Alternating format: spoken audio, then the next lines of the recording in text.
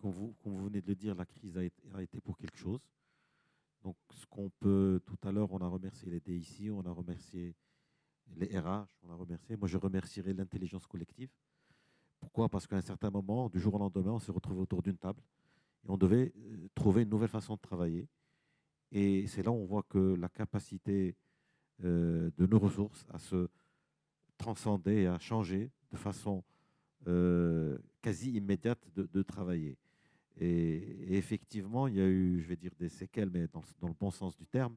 C'est qu'on s'est aperçu par la suite qu'il y a des gens qui refusaient quand on est revenu à un mode quasi normal, des gens qui refusaient de revenir à ce mode quasi normal de Mhm. fonctionnement et qui se positionnaient dans cette logique-là. Ce qui nous a amené à nous poser la question de dire comment on devrait commencer à travailler dès demain.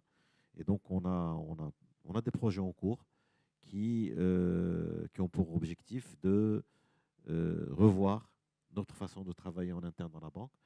Euh, Est-ce qu'il faut faire du télétravail? On a parlé de 2 jours par semaine, peut-être pas 2 jours par semaine. Est-ce qu'il y aura des entités qui seront totalement en télétravail tout le temps, d'autres entités qui ne le seront pas? Donc, on est en train de faire de ce découpage entité par entité pour voir comment. C'est-à-dire que la façon de travailler n'est peut-être pas commune à toute la banque. On aura sûrement des entités aujourd'hui qui reçoivent de la clientèle, qui seront obligées d'être là pour continuer à recevoir de la clientèle. On a des entités qui sont plutôt en back-office, qui peuvent être en mode télétravail à 100% ou pas. Mhm.